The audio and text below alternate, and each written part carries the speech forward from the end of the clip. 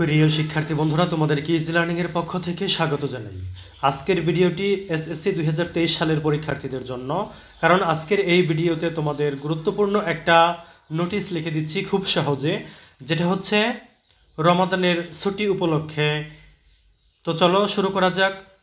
ধরো যে প্রশ্নটা এরকম হলো, suppose you are Mister Ahmed. মনে করো তুমি Mister Ahmed, the headmaster of ABC high school, ABC high স্কুলের প্রধান শিক্ষক।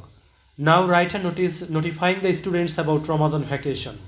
এখন রমাদান ভ্যাকেশন সম্পর্কে জানিয়ে ছাত্রছাত্রীদেরকে একটা বিজ্ঞপ্তি দাও। তো চলো শুরু করা যাক। নোটিশটি আমরা এভাবে লিখব।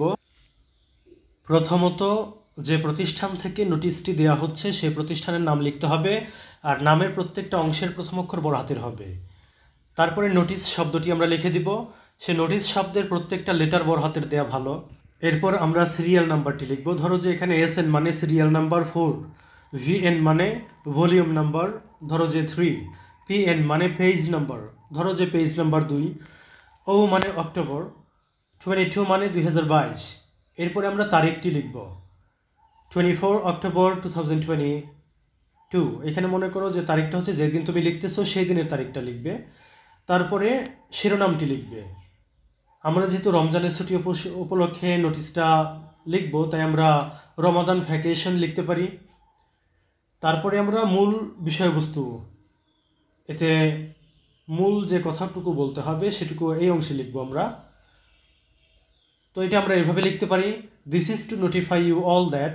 তোমাদের সবাইকে জানানো যাচ্ছে যে, বা তোমাদের সবাইকে অবগত করা হচ্ছে যে, your school will remain closed for 30 days for the holy Ramadan. তোমাদের স্কুলটা 30 দিনের জন্য বন্ধ থাকবে পবিত্র রমজান উপলক্ষে। Effective from 28 October 2022 to 25 November 2022।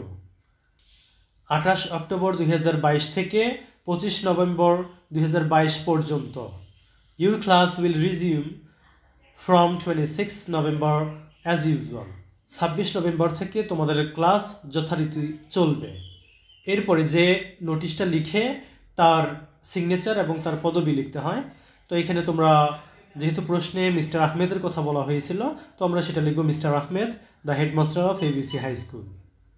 তো এইভাবে আমরা নোটিশ লিখব। তো প্রিয় শিক্ষার্থী বন্ধুরা, যদি ভিডিওটা ভালো লাগে অবশ্যই শেয়ার করে দিবে। ধন্যবাদ সবাইকে সাথে থাকার জন্যে।